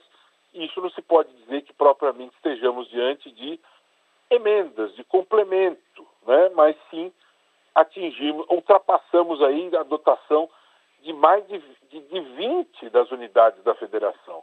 Ultrapassamos a dotação de 30 dos 39 ministérios. Então, a situação está invertida. E se diz que se prosseguirmos nessa toada, no ano que vem chegaremos ao colapso orçamentário. Doutor Roberto Liviano, já que estamos falando de eleições, temos ainda 3 minutinhos para um assunto importante, Lei da Ficha Limpa e o STF. O que o senhor tem para comentar para o nosso ouvinte? Olha, o que eu tenho a comentar para o nosso ouvinte é que, em relação a este tema, o Supremo Tribunal Federal está sendo chamado a examinar a mudança que foi feita também no Congresso Nacional em relação à Lei da Ficha Limpa. Né? A Lei da Ficha Limpa é um instrumento de fundamental importância, fruto de um projeto de iniciativa popular, de moralização na política, aprovado em 2010, 16 anos atrás, depois de 14 anos de coleta de 1.600.000 assinaturas. Ou seja, estamos falando de uma ferramenta normativa que vem chancelada por legitimação da sociedade. E que depois dessa chancela, Sérgio, foi aprovada por unanimidade no Congresso Nacional. Ou seja, estamos falando de uma lei que merece respeito por parte do Congresso Nacional. Entretanto, houve diversas tentativas. Primeiro, de deslegitimá-la, de retirá-la do mundo jurídico, de fazer com que ela não mais existisse no Supremo Tribunal Federal.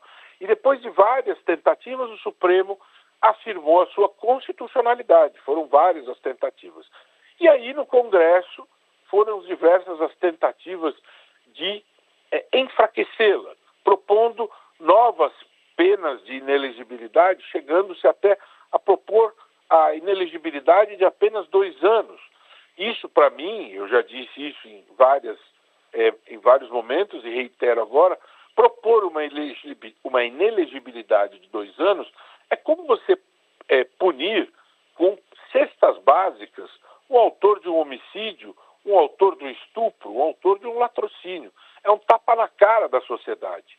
Existem situações em que você tem que ter energia na punição.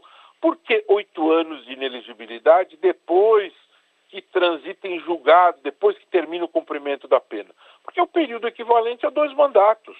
É isso que quis o povo nessas assinaturas colhidas ao longo de 14 anos, é isso que quis o Congresso ao aprovar a Lei da Ficha Limpa por unanimidade. Isso exige respeito e, por isso, merece aplauso por parte da sociedade, o voto profundo, muito bem colocado pela ministra Carmen Lúcia, que é a relatora desta matéria no Supremo Tribunal Federal.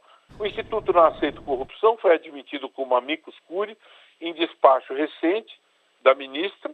Nós estamos apresentando memoriais aos demais ministros, concitando-os a seguir o extraordinário voto da ministra relatora. Não é? Há uma tese que está sendo difundida de que o Congresso tem autonomia de deliberar e de mudar. Eu penso que é necessário ter cuidado quando se faz esse tipo de afirmação, porque temos visto muitas mudanças em que o Congresso legisla em causa própria. Não é? Então, essa ideia de que o Congresso pode mudar dentro dos ditames e dos parâmetros da Constituição. O Congresso pode, desde que observe os parâmetros constitucionais. E como bem apontou a ministra Carmen Lúcia, existem algumas questões que violam a Constituição. O processo legislativo foi atropelado. Houve mudanças numa das casas, deveria ter retornado o projeto para que o rito legislativo fosse observado, isso não se observou. Portanto, existem máculas na condução da aprovação desse projeto e, como bem anotou a ministra Carmen Lúcia, ele está manchado pela inconstitucionalidade. Então, o que se espera é que o bem fundamentado voto da ministra Carmen Lúcia, relatora, digna relatora, seja seguido pelos demais ministros. É o que espera o Instituto Não Aceito Corrupção, assim como espera que todos e todas que nos ouvem se inscrevam no 6º Prêmio INAC de Integridade, cujas inscrições foram prorrogadas até 18 de junho. São 7 categorias: academia, tecnologia e inovação, experiência profissional, boas práticas de governança, jornalismo investigativo, jornalismo local, integridade no esporte e na cultura. www.preminacdeintegridade.com.br. Esperamos por sua participação. Muito obrigado, doutor Roberto Liviano, procurador de Justiça no Estado de São Paulo, doutor em Direito Penal e presidente do INAC, o Instituto Não Aceito Corrupção. Até a próxima semana, doutor Roberto. Até a próxima, um forte abraço. Agora em Brasília, 8h18. E eu com isso? E eu com isso? E você com isso? Só colar. Como as decisões do Supremo Tribunal Federal afetam sua vida? E hoje, no quadro E Você Com Isso, vamos repercutir decisão do Supremo Tribunal Federal, que decidiu por maioria validar uma lei que reduziu uma área protegida do Parque Nacional do Jamanchim, no Pará, para viabilizar o projeto da Ferrogrão, uma ferrovia planejada para ampliar o escoamento da produção agrícola do Centro-Oeste em direção aos portos do norte do país.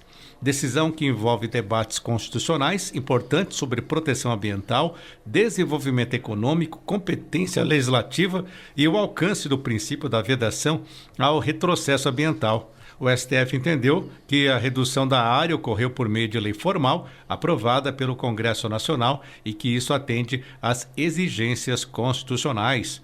Para entender melhor os efeitos jurídicos e constitucionais, então, dessa decisão, vamos conversar agora com a consultora jurídica da Rádio e TV Justiça, Gisele Reis. Bom dia, doutora Gisele. Olá, Sérgio Duarte. Bom dia a todos. Para começar, doutora Gisele, o que exatamente o STF decidiu nesse julgamento envolvendo a Ferrogrão e o Parque Nacional de Jamanchim? Dá para a senhora fazer uma retrospectiva desta ação que ela chegou ao STF? Quem é o autor? O que aconteceu? Então, vamos explicar como é que esse caso chegou ao Supremo Tribunal Federal. A ação foi apresentada pelo PSOL, que é o Partido Socialismo e Liberdade, que questiona uma lei que é de 2017 e que foi fruto da conversão de uma medida provisória de 2016, que alterou os limites do Parque Nacional do Jamanchim, no Pará. Essa alteração, ela se destinava à implementação de um projeto, que é o projeto da Ferrogrão, que é a instalação de uma ferrovia que tem como principal objetivo o escoamento, de milho, soja, de grãos entre o Mato Grosso e o Pará, visando esse escoamento relacionado à produção agrícola da região. Então, o parque, que tem aproximadamente 870 mil hectares, de acordo com esta legislação, ele teria ali suprimido em torno de 862 hectares para a destinação da implementação dessa ferrovia. E também trouxe a previsão de uma compensação, no total de 51 mil hectares. Isso era o que estava previsto na medida provisória. No entanto, no momento em que houve essa conversão da medida provisória em lei, constou apenas a supressão e não foi mantida a compensação de 51 mil hectares. Então, o caso chegou ao Supremo Tribunal Federal, de um lado, interesses ali relacionados ao agronegócio e também ambientalistas, porque entendiam que o escoamento por meio desta ferrovia, diminuiria os impactos de forma significativa no que diz respeito ao gás carbônico que acaba sendo emitido utilizando-se a rodovia, que é a BR-163, e também, de outro lado, questões relacionadas à população indígena, né? Entendendo que aquela instalação da ferrovia acabaria diminuindo a proteção constitucional de comunidades e povos originários.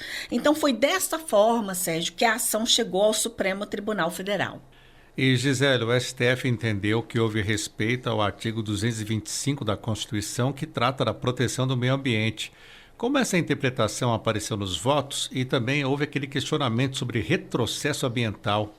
É bem interessante a sua pergunta, Sérgio, porque a própria Constituição Federal, ela traz, né, o meio ambiente como uma proteção, como um direito de todos e que todos também são responsáveis por essa proteção.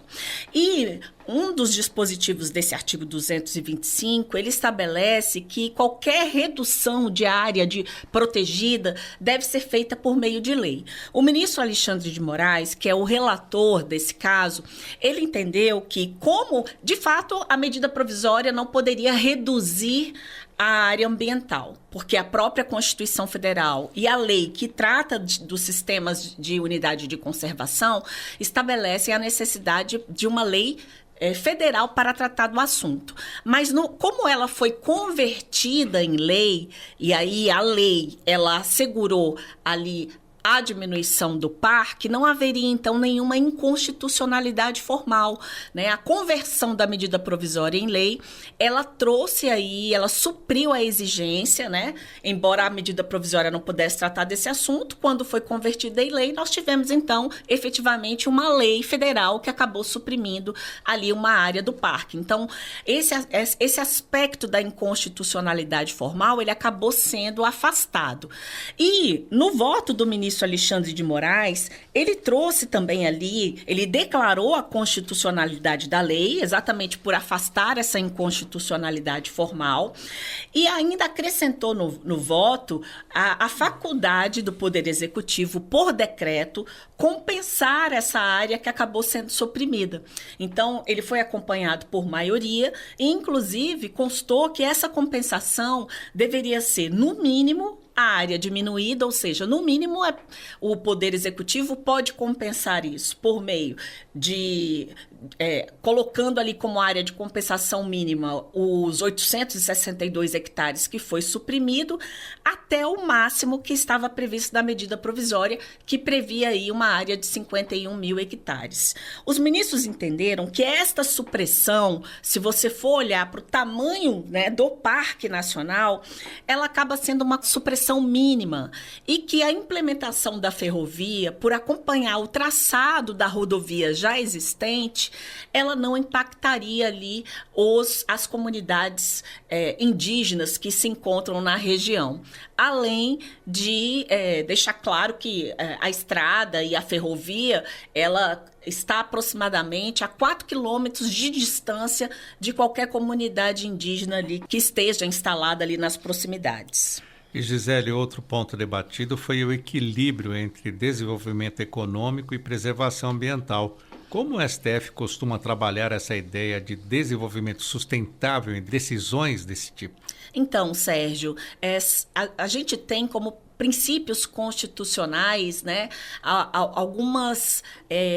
algumas premissas que estão na Constituição. Por exemplo, a defesa do meio ambiente, que é direito de todos, é um direito fundamental, a proteção do meio ambiente, a proteção das comunidades indígenas e também nós temos, por outro lado, princípios como a liberdade econômica, como a questão da própria concorrência, do desenvolvimento econômico do país. Tudo isso consta no nosso texto constitucional. E aí aos ministros cabe essa tarefa, né, que não é uma tarefa fácil, é uma tarefa de conciliação dos interesses ali protegidos, de modo a permitir, né, que esses interesses possam coexistir sem que haja uma diminuição da proteção ambiental, sem que haja uma diminuição da proteção dos povos tradicionais e também viabilizando o crescimento econômico. Então, A solução encontrada pelo Supremo Tribunal Federal levou exatamente em consideração o que a Constituição estabelece, né? Avaliou ali no caso concreto se havia ou não efetivamente potencial de prejuízo à proteção constitucional em relação aos povos tradicionais e, por maioria, os ministros entenderam que não haveria, né, ali na possível compensação da área e na própria supressão daquela região, não haveria nenhum prejuízo ambiental. Ao contrário, a norma, ela trouxe ali, quando estabeleceu a possibilidade de compensação pelos 51 mil hectares, ela trouxe muito mais valor ambiental de proteção do que a própria supressão. Agora, um ponto que a gente precisa colocar em relação ao que foi decidido, e que os ministros colocaram isso de maneira muito clara, é que a análise do Supremo Tribunal Federal não é especificamente sobre a ferrovia, né? Quando o Supremo decide pela constitucionalidade dessa legislação, ele está dizendo que a supressão não violou a Constituição Federal. Agora, a viabilidade ou não da ferrovia deverá ser tratada pelas instâncias administrativas competentes.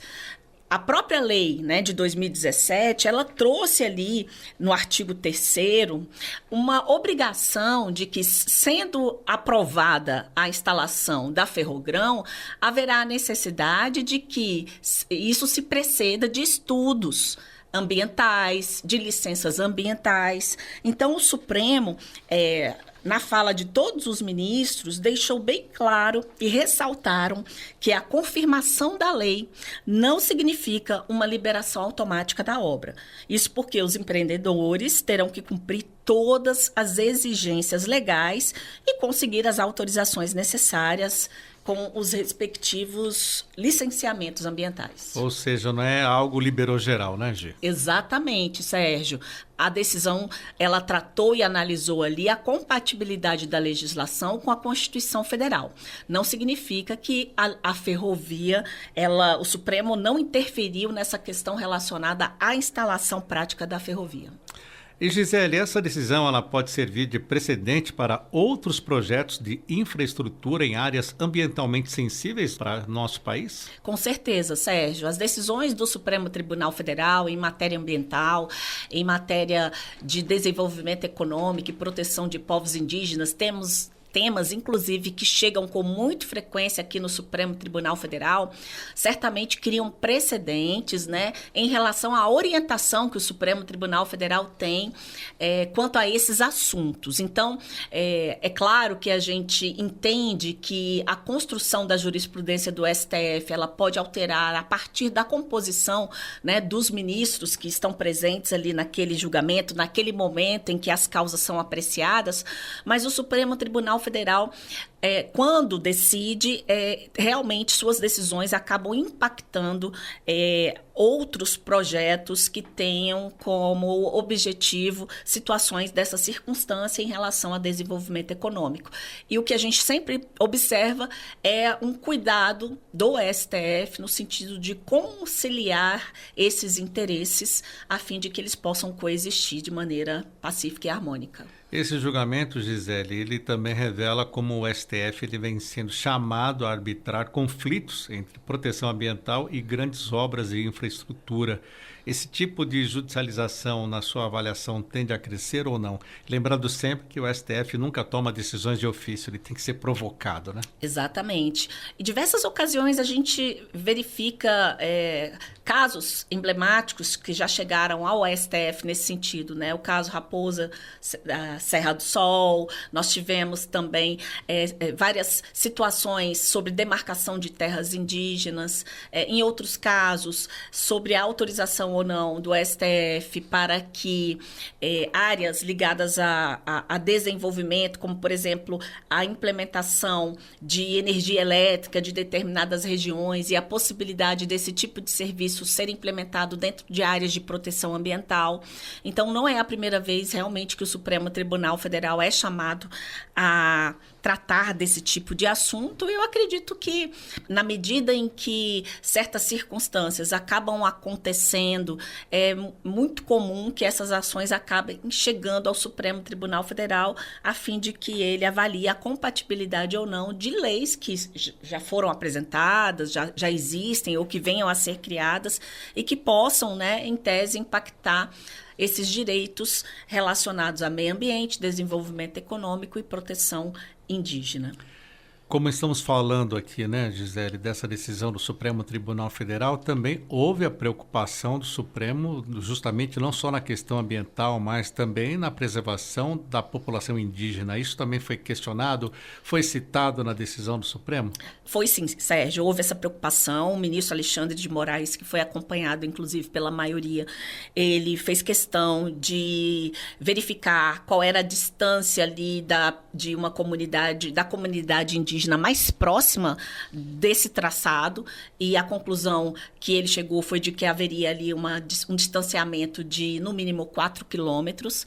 Então, na conclusão do ministro Alexandre de Moraes, não haveria impacto, né, quanto à proteção constitucional dos povos indígenas, porque haveria aí essa distância, né, mínima de 4 quilômetros. E outro ponto também que o ministro colocou é que, como esse traçado ele já acompanha a área da rodovia, seria praticamente uma ampliação desse traçado, o desgaste ambiental já implementado pela ferrovia minimiza os impactos ambientais da ferrovia, né? O impacto ambiental da rodovia já minimiza os impactos ambientais da ferrovia, porque já existe esse traçado, já existe uma degradação ambiental que foi causada por conta da instalação da rodovia. Conversamos na Rádio Justiça com a Gisele Reis, consultora jurídica da Rádio e TV Justiça, hoje no quadro E Você Com Isso, falando sobre decisão do Supremo Tribunal Federal que validou a lei relacionada à redução de área protegida no Pará para a viabilização do projeto da rodovia Ferrogrão. Gisele, muito obrigado por estar conosco mais uma vez. Até a próxima. Até a próxima. 8h33. Revista Justiça. Entrevista. A terceira turma do Tribunal Superior do Trabalho manteve a condenação de uma empresa de São José do Rio Preto, em São Paulo, ao pagamento de adicional de insalubridade a um borracheiro exposto a calor excessivo no ambiente de trabalho. Segundo o colegiado, a discussão coloca em relevo os impactos que o estresse térmico gera à saúde dos trabalhadores, sobretudo no contexto atual de mudanças climáticas. A entrevista é do Marcelo Della Libera. A terceira turma do Tribunal Superior do Trabalho manteve a condenação de uma empresa do setor agro ao pagamento de adicional de insalubridade a um borracheiro exposto a calor excessivo no ambiente de trabalho. Para falar sobre os impactos do interesse térmico na saúde dos trabalhadores e também a relação desse tema com as mudanças climáticas, nós conversamos agora com Edson Bueno, advogado trabalhista, a quem a gente deseja as boas-vindas. Doutor Edson, nesse caso especificamente, o que levou a Justiça do Trabalho a reconhecer o direito desse borracheiro ao adicional de insalubridade? Primeiro, muito obrigado, cumprimento a todos, ouvintes.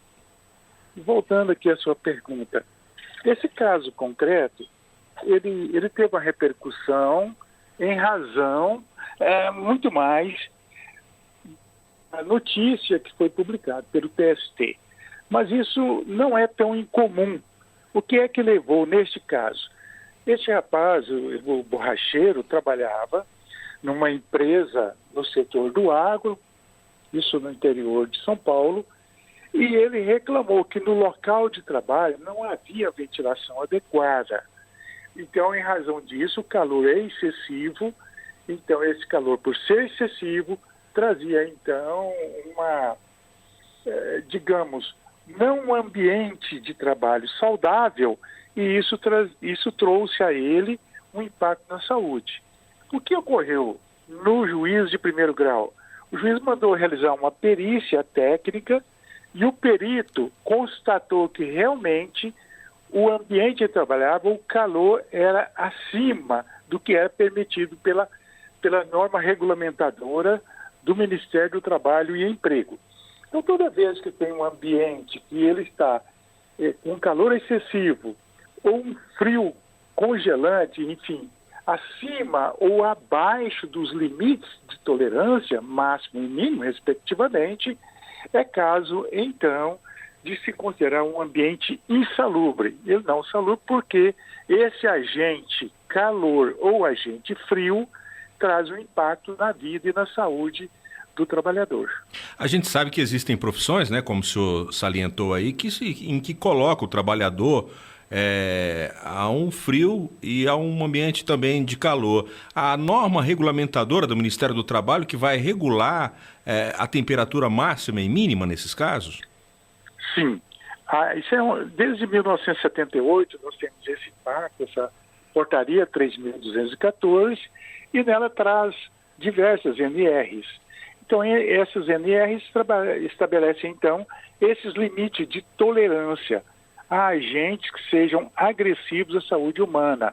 O calor é um desses agentes, assim como é o ruído, assim como existe o impacto, por exemplo, de ambientes perigosos, é o caso de explosivo, é o caso de combustível, é o caso de arma de fogo, quem trabalha com bomba para poder destruir, por exemplo, uma serra para passar uma estrada, e assim por diante.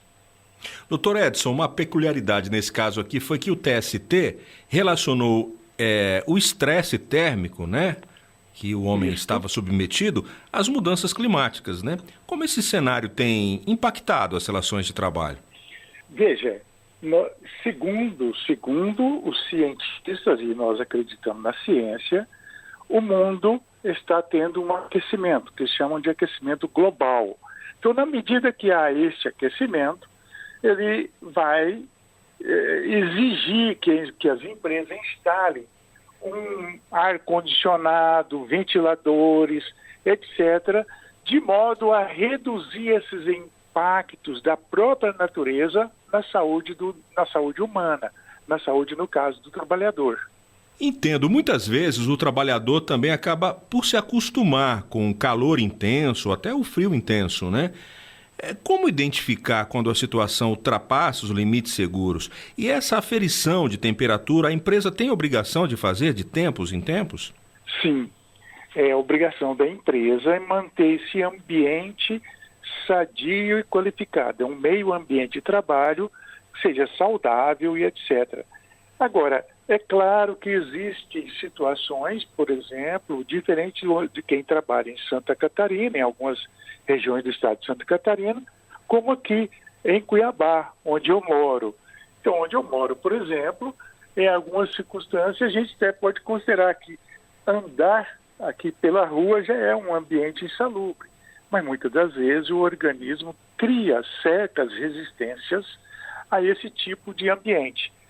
Agora, o que nós temos, então, é toda vez que há no trabalho, essa figura aumenta ou reduz, então, e acima de níveis de tolerância nessas NRs, é que aí configura esse ambiente não salubre.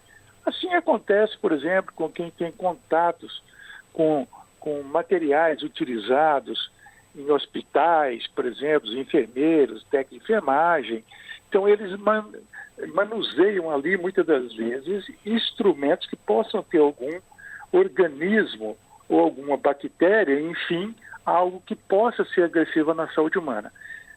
Em síntese, toda vez em que, e aqui é um ponto muito interessante que eu vou abordar, toda vez que se o trabalhador ingressa com ação trabalhista e nela ele alega que o ambiente de trabalho não era salubre ou ele era perigoso, o juiz obrigatoriamente tem que designar uma perícia. Então, o perito vai responder os quesitos que as partes formulam. Então, são perguntas que as partes formulam.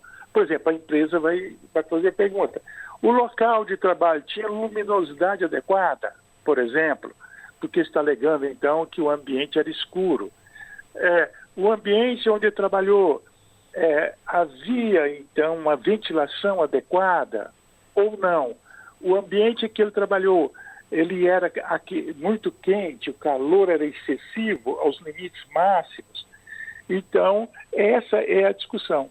E o que a defesa, nesse caso, ela respondeu? Ela respondeu, na verdade, aqui no interior de São Paulo, 26,7 graus centígrados não é um calor excessivo, portanto, o ambiente não pode ser classificado como insalubre. O que o TST disse? Não. Nós aqui no TST firmamos teses jurídicas. Nós não reexaminamos matéria de prova nem matéria de fato. Isso é com o juiz de primeiro grau, isso é com o Tribunal Regional do Trabalho. E tanto o juiz de primeiro grau quanto o Tribunal Regional do Trabalho, eles se convenceram, o juiz individualmente e o colegiado, a turma ou Câmara do TRT, no caso de Campinas, que é a 15ª região, entendeu que pela alegação de mudança climática, o calor era excessivo e a empresa não propiciou uma forma de amenizar esse calor para que o ambiente fosse tolerável. Em resumo, é isso. O TSE diz, eu não posso rever exame e prova. Essa matéria que já passaram pelos órgãos competentes da Justiça do Trabalho. Então, neste caso concreto é isso. E a tese foi de mudança climática. Mas sendo mudança climática ou não sendo mudança climática, o que se tem que notar é um local de trabalho. Ele tem que ter uma luminosidade adequada, ele não pode ser muito escuro nem claro demais. Ele não pode, então, ser muito quente e nem muito gelado, muito frio, e assim por diante. São diversas situações fáticas que levam a isso. E a orientação é que o empregado que está submetido a um ambiente de trabalho assim, né, extenuante, ele comunique qualquer problema com o seu superior, né? Perfeito. Então o raciocínio é perfeito. De fato, toda vez que verificar que o ambiente não está de trabalho, ou o local em que ele trabalha não está fornecendo todas as condições para que ele possa trabalhar e apenas envelhecer como envelhecemos todos nós por causas naturais, ele deve ter duas medidas. A primeira, comunicar ao empregador.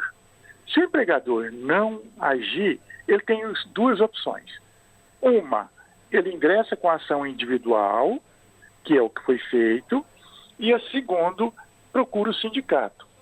O que ocorre no mundo prático? O empregado, muitas das vezes, quando denuncia a empresa, e nós não temos um sistema de garantia de emprego, é muito comum o empregador dispensá-lo. E é exatamente por esta razão que quando eles ingressam com a ação, o contrato já terminou. Geralmente, ou pede demissão o empregado, ou ele é dispensado pela empresa. Desligou, aí que ele ingressa com a ação. Mas ele poderia, se ele assim o quisesse, para não ficar ele exposto ao empregador, é de fazer uma comunicação, uma denúncia, enfim, qualquer ato junto ao sindicato, e o sindicato tem legitimidade para requerer, então, essa perícia técnica para que a perícia analise o ambiente de trabalho, para poder dizer se ele é salubre ou insalubre. Perfeito. A terceira turma do Tribunal Superior do Trabalho manteve a condenação de uma empresa ao pagamento de adicional de insalubridade a um borracheiro exposto a calor excessivo no ambiente de trabalho.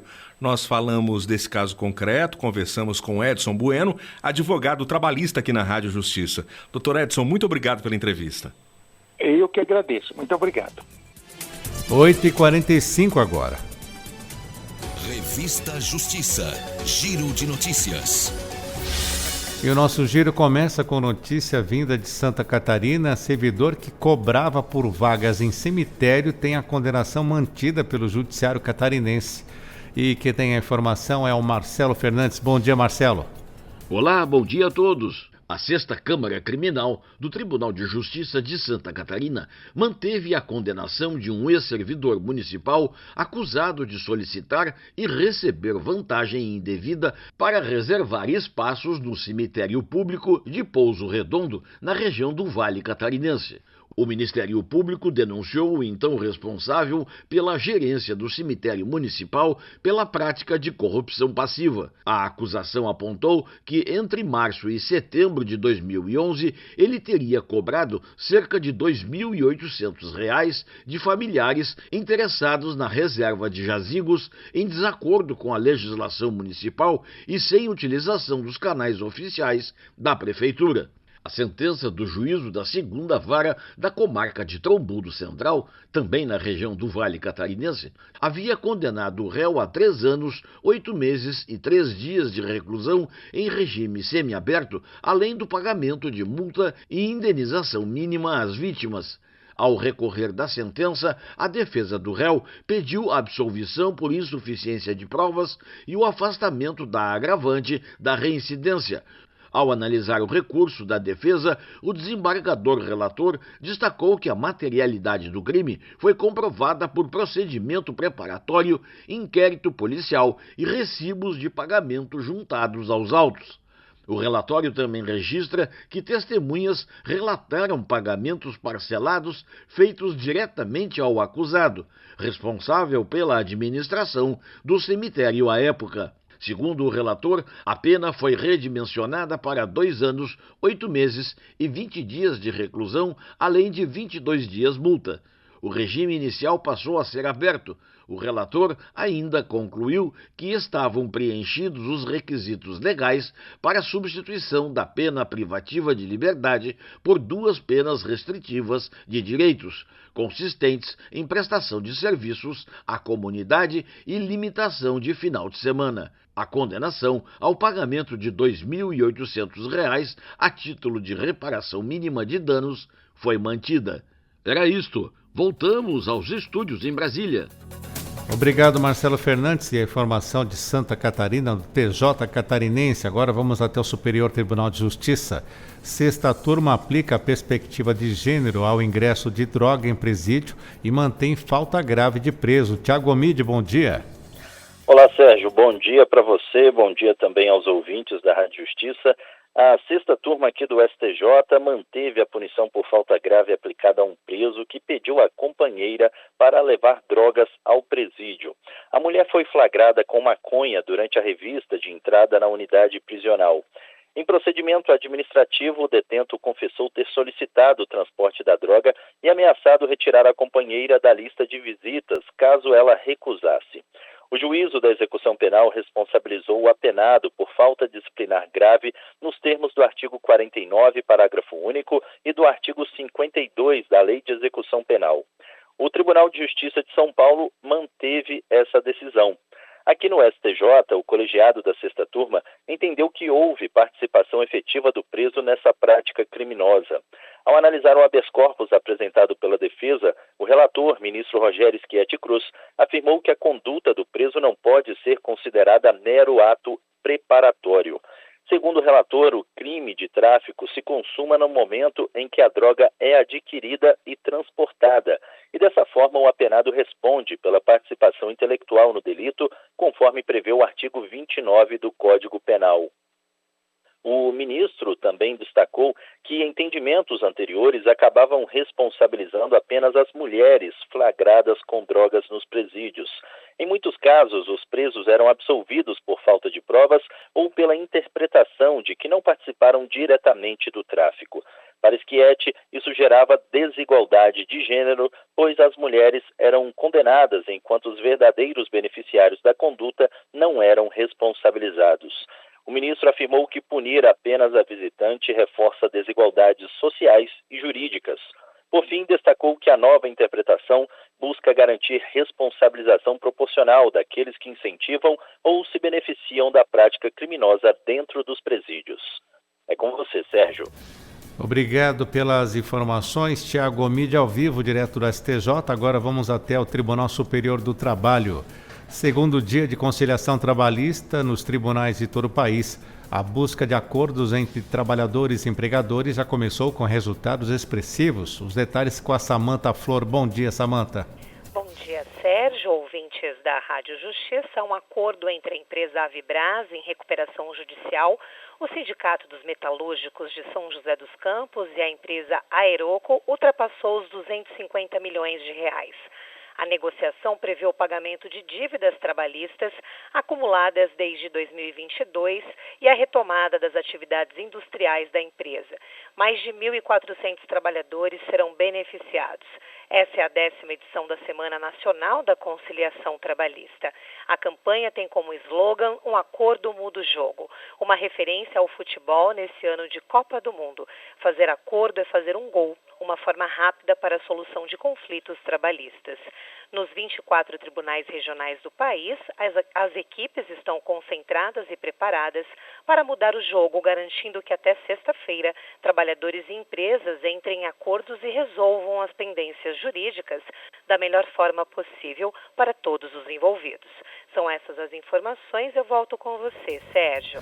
Obrigado, Samantha Flor, ao vivo, direto do Tribunal Superior do Trabalho. Agora vamos até o Tribunal Superior Eleitoral. O presidente do TSE, ministro Nunes Marques, se reuniu ontem com os presidentes dos tribunais regionais eleitorais.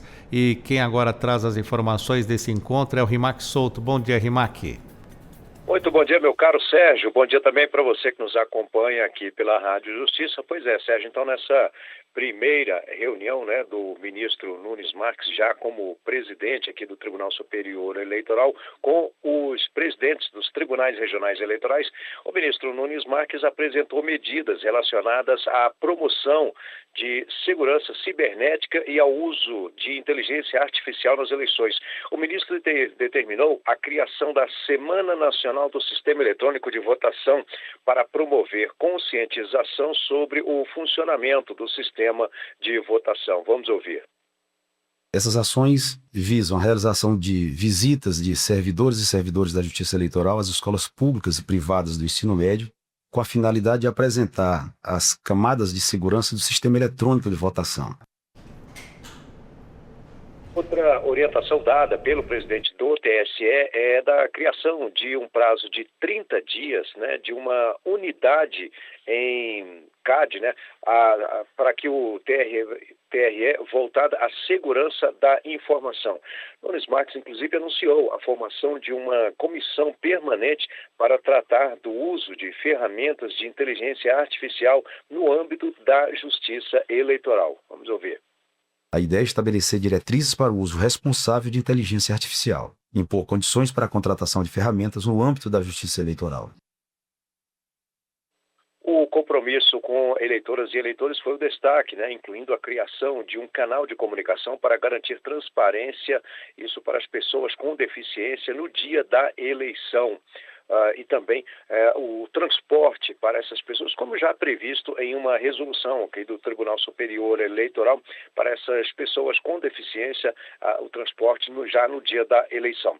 Agora, os tribunais regionais eleitorais precisam formar comissões e grupos de trabalho para responder ao TSE com propostas de desenvolvimento dessas ações que nós citamos aqui agora. Sérgio, bom dia para você e, claro, para todo mundo também que nos ouve aqui pela Rádio Justiça.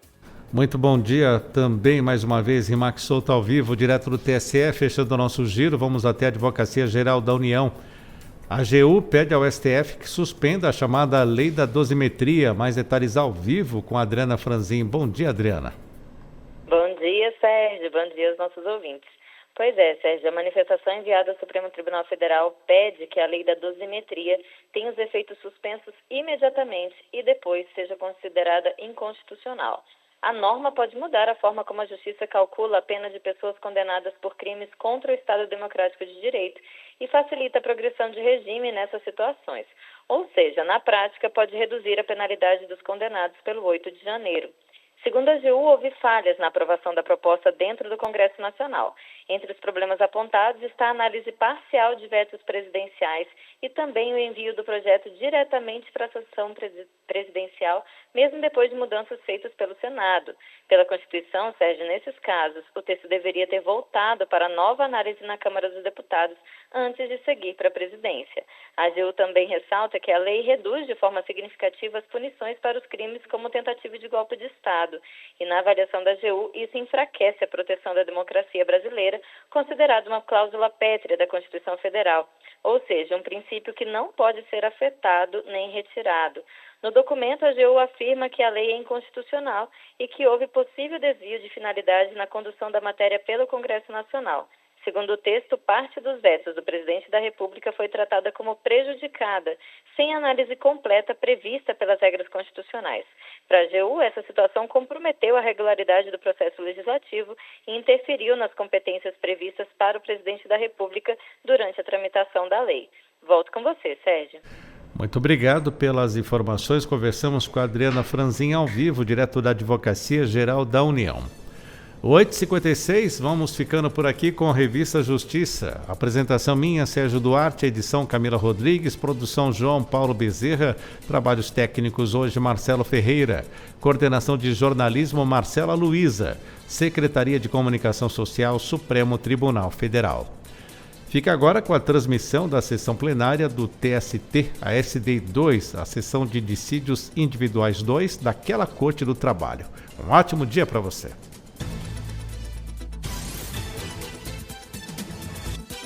A Rádio Justiça apresentou Revista Justiça.